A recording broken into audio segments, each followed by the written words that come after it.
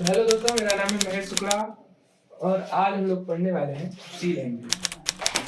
तो सी लैंग्वेज क्या है? कंप्यूटर प्रोग्रामिंग लैंग्वेज है। कंप्यूटर प्रोग्रामिंग लैंग्वेज क्या होती है कि जैसा कि किसी से भी कम्युनिकेट करने के लिए, जैसे हम ह्यूमंस को या किसी से भी अपने जैसे कम्युनिकेट करने के लिए एक मीडियम की जरूरत पड़ती है, एक लैंग्वेज की जरूरत पड़ती है। तो वैसे ही सी लैंग्वेज मशीन से कम्युनिकेट करने के लिए ह्यूमन को एक जरिया है या एक लैंग्वेज है जो जिसके थ्रू ह्यूमन मशीन से कम्युनिकेट करता है। ठीक, तो जैसे कि और सी की एक खास बात है कि C is a structure programming language.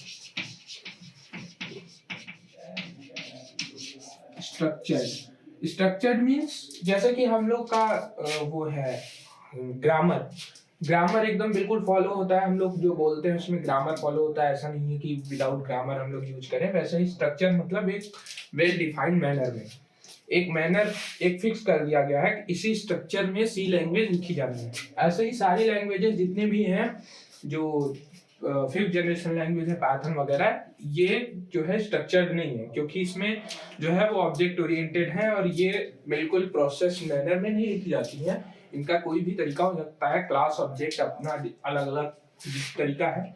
लेकिन सी लैंग्वेज एक स्ट्रक्चर प्रोग्रामिंग लैंग्वेज है और सी लैंग्वेज जो है वो आपके लॉजिक को बिल्ड करने में मदद करती है।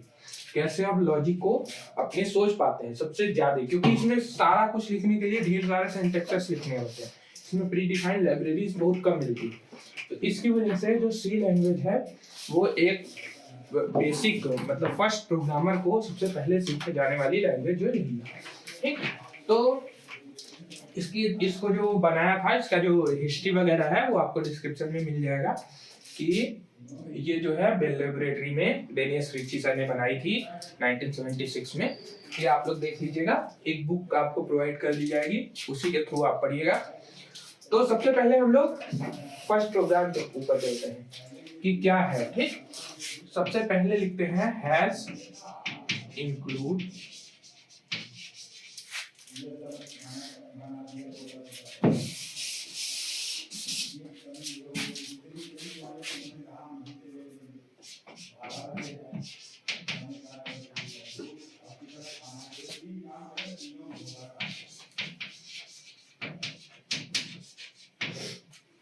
फिर उसके बाद यहाँ पे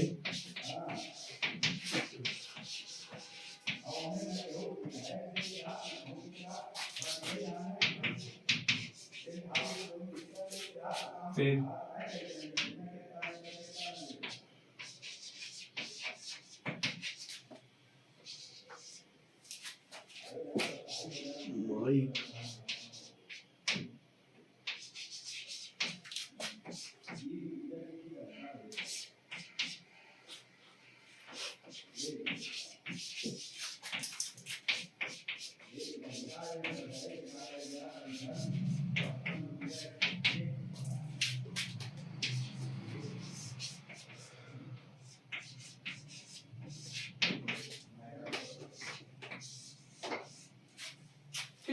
ये जो है वो बेसिक प्रोग्राम है हेलो वर्ल्ड या हेलो महेश इसका। ठीक, तो कैसे ये फंक्शन करता है हम इसके बारे में स्टेप बाय स्टेप जानेंगे। ये है लाइन नंबर 1, ये है लाइन नंबर 2, ये है लाइन नंबर 3, ये लाइन नंबर 4, ये लाइन नंबर 5, ये लाइन नंबर 6 और ये लाइन नंबर 7। तो इसमें जितने भी इंडिविजुअल पार्ट है, ठीक, जो इंडिविजुअल पार्ट है उनको बोलते हैं टोकन। ठीक, ये क्या है? टोकन है, ये एक टोकन है, ये एक टोकन है, ये एक टोकन है, ये टोकन, ये ऐसे ही ये सब क्या है? टोकन है। ठीक, और टोकन के बीच में जितने स्पेस है, वाइड स्पेस, वो काउंट नहीं होते, लेकिन एट लीस्ट टोकन के बीच 1 स्पेस होना चाहिए। जरूरी नहीं कि सारे के साथ हो, क्योंकि यहाँ पे आप हैज इंक्लूड एक साथ लिख सकते हैं, कोई दिक्कत नहीं आती। ठीक, जैसे यहाँ प्रिंटफ के साथ ये जो है वो अपने आप में एक इंडिविजुअल टोकन है। अगर हम इसको लगाने के बाद इसके बीच में जितनी सारी स्पेस दे दें उससे कोई मतलब नहीं है, वो हट जाएंगी। तो अब हटाता कौन है या ये कैसे एग्जीक्यूट होता है इसके बारे में हम लोग जानते हैं। तो यहाँ पे जो ये हैज है प्री प्रोसेसर डायरेक्टिव। ठीक, हैज जो है वो प्री प्रोसेसर डायरेक्टिव है, और इंक्लूड जो है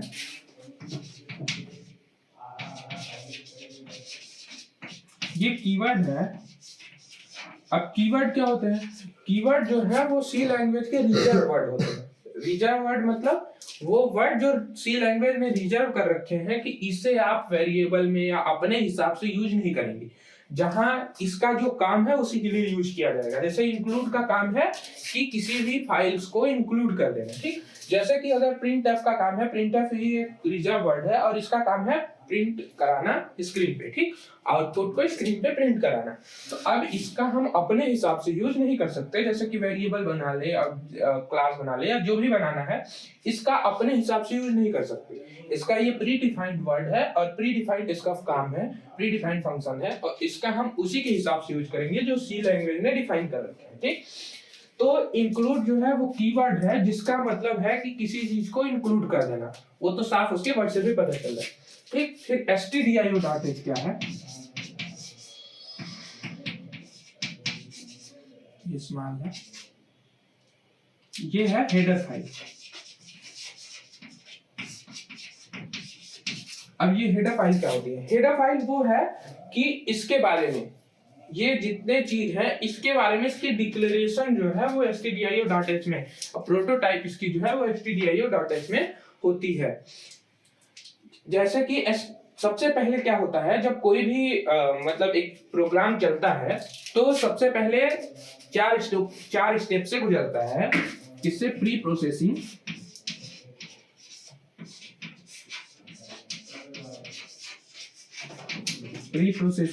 फिर उसके बाद असेंबली,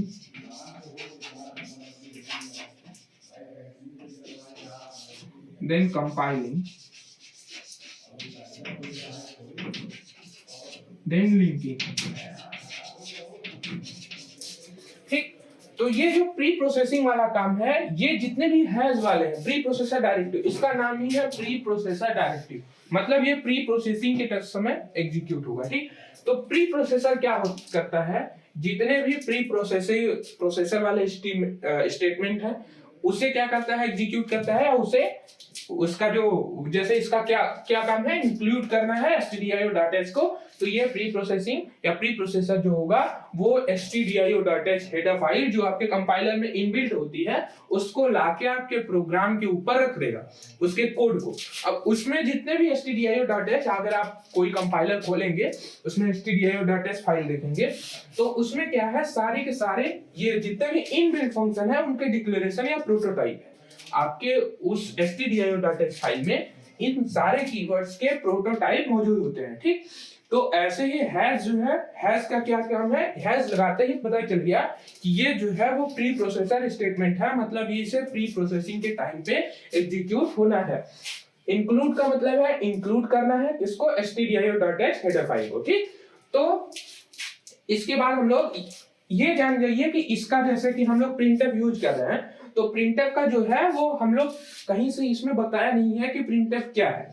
तो प्रिंटफ को बताने के लिए जब कंपाइलिंग प्रोसेस में आएगा यहाँ पे, तो कंपाइलर को पता होना चाहिए कि ये प्रिंटफ क्या है, तो इसलिए हमने stdio.h लगाया है। अगर सपोज stdio.h ना लगाते तो कंपाइलर को समझ में ना आता कि ये प्रिंटफ क्या है, हालांकि वो एग्जीक्यूट कर देता, ठीक, वो ये काम कर देता कि अच्छा ठीक है, प्रिंटफ जो है वो हेलो वर्ल्ड प्रिंट कराता है, उसके पास इतनी सेंस होती है। आजकल के जो कंपाइलर है, जैसे कि आप टर्बो सी में लिखेंगे तो ऐसा नहीं होगा, लेकिन अगर प्रिंटफ इसके, अगर आज के आईडी जैसे कि विजुअल स्टूडियो कोड ब्लॉक्स वगैरह यूज करेंगे तो उसमें विदाउट इन सब के हेडर फाइल के ये आपका कोड रन कर जाएगा, इतना पूरा रन कर जाएगा, लेकिन एक वार्निंग आएगी कि ये क्या बना दिया आपने प्रिंटफ, इसे हमें नहीं पता चला। लेकिन होता क्या है, जब कंपाइलिंग के बाद लिंकिंग प्रोसेस में जाता है तो लिंकिंग में एक फाइल होती है libc.so।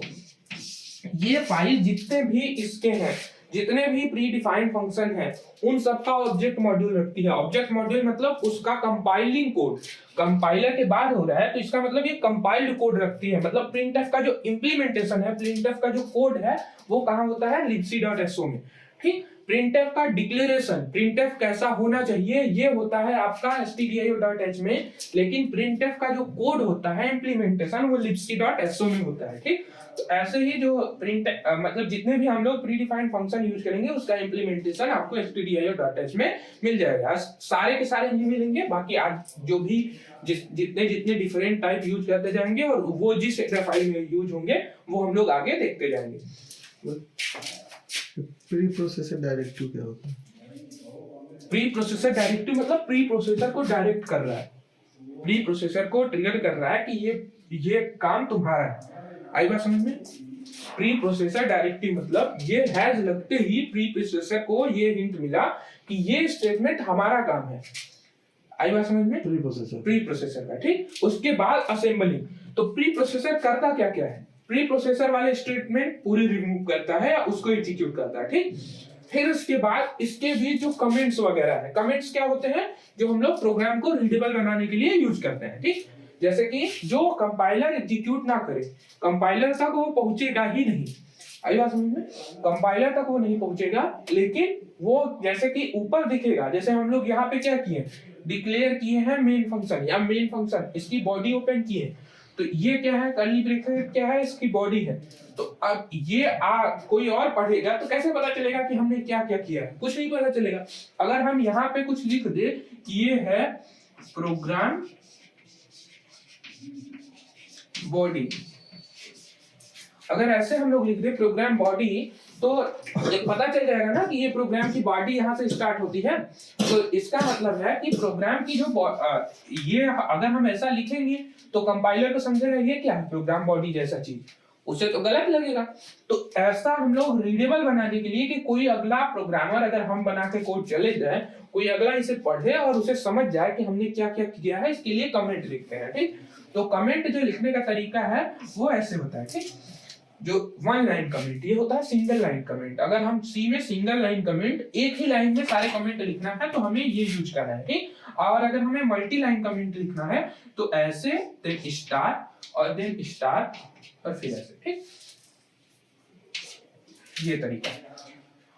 तो इस तरीके से हम लोग मल्टी लाइन कमेंट लिखते हैं। ऐसे जहां स्टार्ट कर देंगे उसके बाद जितना लाइन का कमेंट लिखना है लिख के ये वाले से एंड कर देंगे, वो कमेंट हो जाएगा। और जब कमेंट आउट हो जाएगा तो वो काम प्री प्रोसेसर करेगा, वो कमेंट को रिमूव करने का काम प्री प्रोसेसर करेगा, वो कंपाइलर के पास पहुंचेगा ही नहीं। ठीक, कंपाइलर का काम सिर्फ और सिर्फ कोड को एग्जीक्यूट करना है, लॉजिक को एग्जीक्यूट करना है।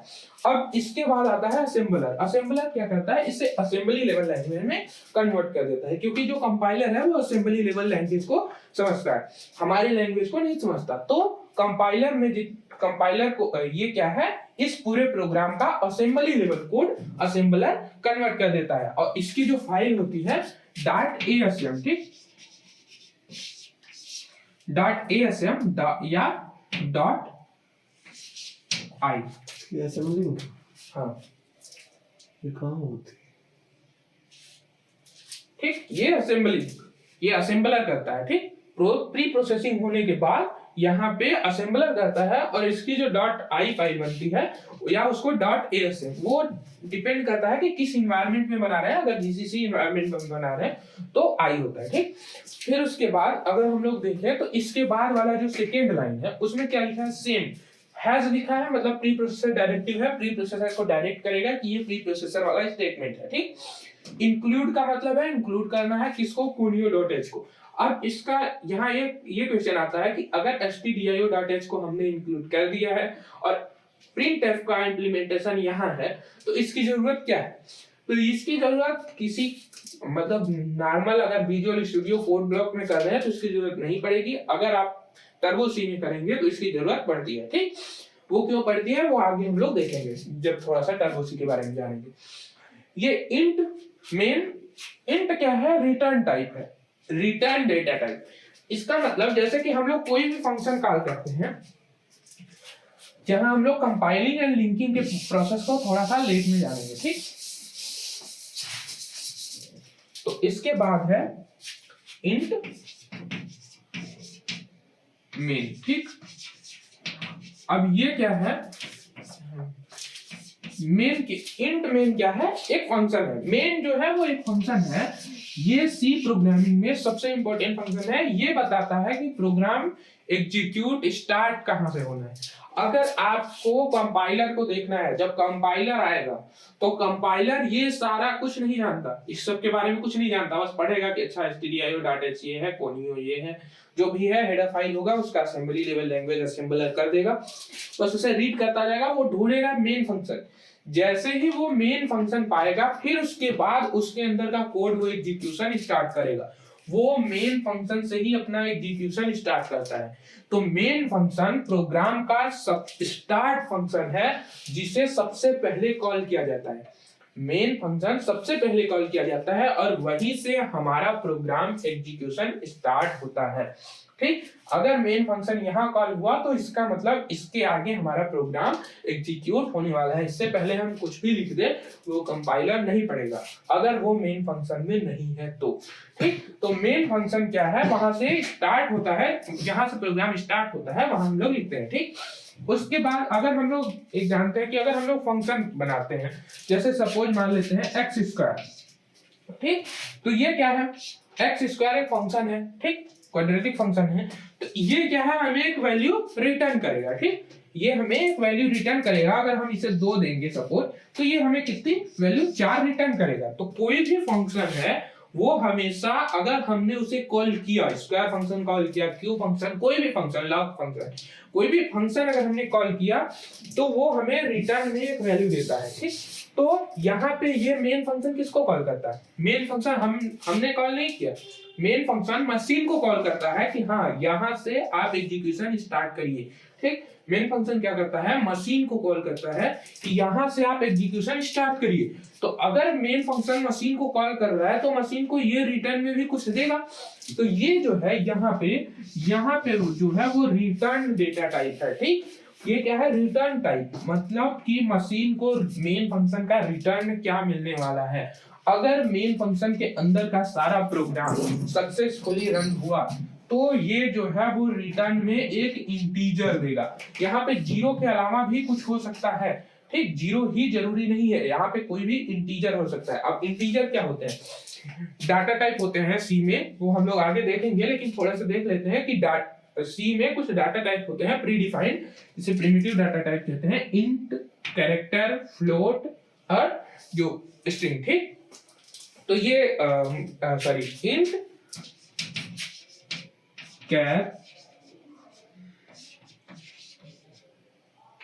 फ्लोट, ये जो है वो कुछ प्री डिफाइंड डाटा टाइप है। ये जो है वो इंट का जो हम लोग ये एज ए रिटर्न टाइप यहाँ पे यूज कर रहे हैं। आगे हम लोग इंट यूज करेंगे तो वो रिटर्न टाइप नहीं होगा, वो एक वेरिएबल का डाटा टाइप होगा, वो अलग बात होगी। ये क्या है? रिटर्न टाइप है, मतलब मेन फंक्शन को रिटर्न क्या मिलने वाला है? मेन फंक्शन को एक रिटर्न में क्या मिलने वाला है? इंटीजर। देखिए 3 टाइप के डाटा टाइप होते हैं। एक प्रिमिटिव होता है, एक वॉइड होता है, ठीक, एक इंट मेन, कैर, बूल और फिर इसके बाद इस एरे वगैरह ये सब। एक वॉइड होता है और एक होता है एनुमरेट। ठीक, तो ये हम लोग बाद में देखेंगे। वॉइड क्या होता है? वॉइड मतलब कुछ नहीं, वॉइड मतलब नल। तो यहाँ पे अगर हम लोग वॉइड में लिखते तो यहाँ पे रिटर्न 0 लिखने की जरूरत नहीं थी। वॉइड मतलब कि आपको अगर सक्सेसफुली ये रन हुआ तो आपको नल मिलने वाला है, मतलब कुछ नहीं मिलने वाला है।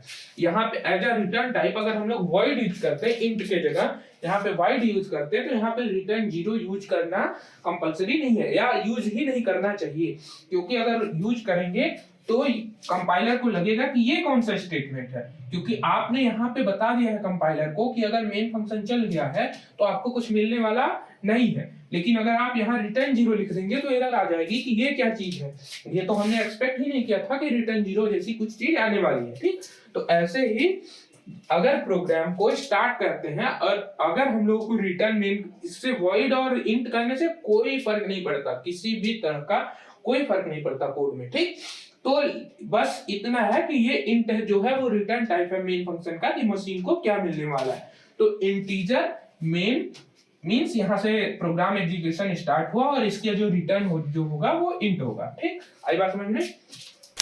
तो यहाँ पे हम लोग इंट की जगह void क्यों नहीं यूज करते? यूज कर लो, कुछ नहीं है, कोई दिक्कत इन नहीं। जनरल हम लोग इंट और रिटर्न 0 कर दें, तो इंट की जगह कैर नहीं यूज कर सकते? कैर मेन या फ्लोट मेन नहीं कर सकते हैं बिल्कुल। तो वो क्यों नहीं करते? वो अच्छा नहीं लगता, कैरेक्टर ज्यादा स्टोरेज लेता है, ज्यादा स्टैक, एक स्टैक प्रोसेस होती है कि पहले फंक्शन को कॉल करते हैं, एक स्टैक बनता है, फिर उसके बाद दूसरा फंक्शन कॉल हुआ, उसके ऊपर की मेमोरी एलोकेट हुई, तीसरा फंक्शन कॉल हुआ, उसके मेमोरी, ऐसे ऐसे होता जाता है। तो अगर ऐसा हो रहा है तो अगर कैर या स्ट्रिंग कर देंगे तो लंबी सी स्टोरेज चली जाएगी। जैसे कैर मेन लिखेंगे तो यहाँ return a b c d कुछ भी नहीं, तो void लिख दे तो कोई लिखने की जरूरत कोई लिखने की जरूरत ही नहीं, तो void यूज करना चाहिए। तो void ही यूज करते हैं जनरली। ये इसलिए बताया जाता है कि हाँ इंट भी यूज हो सकता है या यहाँ पे कोई डेटा टाइप यूज कर सकते हैं। तो ये पहला प्रोग्राम में ऐसा बताया जाता है कि अगर ऐसा करते हो तो यहाँ रिटर्न 0 लगाना जरूरी है, ठीक। इसके बाद आता है यहाँ पे कर्ली ब्रेसेस। कर्ली ब्रेसेस क्या है? ये मेन फंक्शन की बॉडी है, मतलब मेन फंक्शन की बॉडी यहाँ से स्टार्ट होती है, ऐसे कर्ली ब्रैकेट बनाया, मतलब यहाँ से जहां से कर्ली ब्रैकेट किसी भी फंक्शन के लिए अगर हम कर्ली ब्रैकेट बनाते हैं तो मतलब वहां से क्या है, उसकी बॉडी स्टार्ट होती है। तो फॉर लूप है तो उसके लिए भी उसकी कर्ली ब्रैकेट एक बॉडी बनाते हैं, इफ स्टेटमेंट भी पढ़ेंगे तो उसके लिए भी कर्ली ब्रैकेट बनाते हैं, ठीक। तो ऐसे ही प्रिंट, जब मेन फंक्शन हमने कॉल किया तो इसकी एक बॉडी देनी है, और यहीं तक मेन फंक्शन के अंदर जो चीज है बस इसी को वो कंपाइलर एग्जीक्यूट करेगा, ठीक। तो ये बॉडी स्टार्ट हुई यहाँ से, और फिर उसके बाद ये जो है printf एक प्री डिफाइंड फंक्शन है और कीवर्ड भी है, प्री डिफाइंड फंक्शन है एंड कीवर्ड भी है, जिसका काम है आउटपुट को एज ए स्ट्रिंग, सबसे खास बात कि ये एज ए स्ट्रिंग जो भी है इसके अंदर जो लिखा जाता है ये डबल कोटेड में, ये स्ट्रिंग में होता है, ठीक। बाकी और भी प्रिंट कराता है, लेकिन इसका जो जनरल डबल यहाँ पे जो यूज हो रहा है वो स्ट्रिंग की तरह हो रहा है, ठीक। तो इसका काम है इस प्रोग्राम में कि as a string hello Mahesh को आउटपुट स्क्रीन पे प्रिंट कराना है, ठीक। तो हेल, और ये डबल कोटेड क्या है, इसका जो है वो आर्ग्यूमेंट, जब printf का हम लोग यहाँ पे stdio.h खोलेंगे तो इसमें दिखता है printf, और यहाँ पे होता है कांस्टेंट कैरेक्टर पॉइंटर एक, ठीक।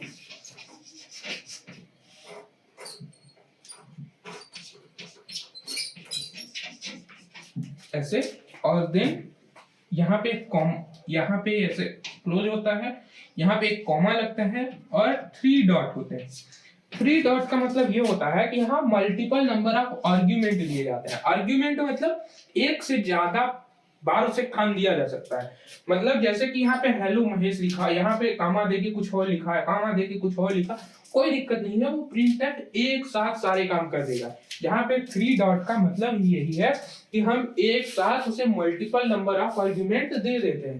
जैसे कि अगर हम लोग यूज करेंगे आगे तो प्रिंटफ यहाँ पे %d 3-4 बार लगा के a b c d 3-4 variable एक साथ प्रिंट करा दे, कोई दिक्कत नहीं होती। printf का काम है कि एक साथ मल्टीपल नंबर ऑफ आर्ग्यूमेंट को क्या करे, एक साथ प्रिंट कर दे।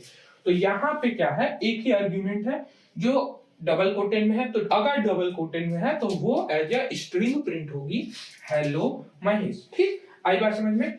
और यहाँ पे जो है ये सेमी कॉलन का मतलब होता है कि इसे टर्मिनेट करना। यहाँ पे प्रिंटफ की जो बॉडी है वो ऐसे इस वाले ब्रैकेट के अंदर ओपन होती है, और यहाँ पे जो है इस, अगर जैसे कि कोई वो है, मतलब सी में प्रोग्राम या कोई लाइन लिख रहे हैं, कोई स्टेटमेंट लिख रहे हैं और कंपाइलर को चाहते हैं कि इस लाइन के बाद एग्जीक्यूट हमें नहीं कराना है, तो उसका मतलब ये है कि हम वहां पे सेमीकोलन लगा दें, तो वो उसके आगे का कोड जो है वो टर्मिनेट हो जाएगा, या उसके आगे का फंक्शन टर्मिनेट हो जाएगा और एग्जीक्यूट नहीं होगा। अगर हम मेन फंक्शन के आगे यहाँ पे सेमीकोलन लगा दें, मतलब मेन फंक्शन बंद हो जाएगा, जैसे ही यहाँ से स्टार्ट होगा और यहाँ पे टर्मिनेट हो जाएगा। टर्मिनेट मतलब बंद हो जाना, तो ये एग्जीक्यूशन होगा ही नहीं और एरर आ जाएगी।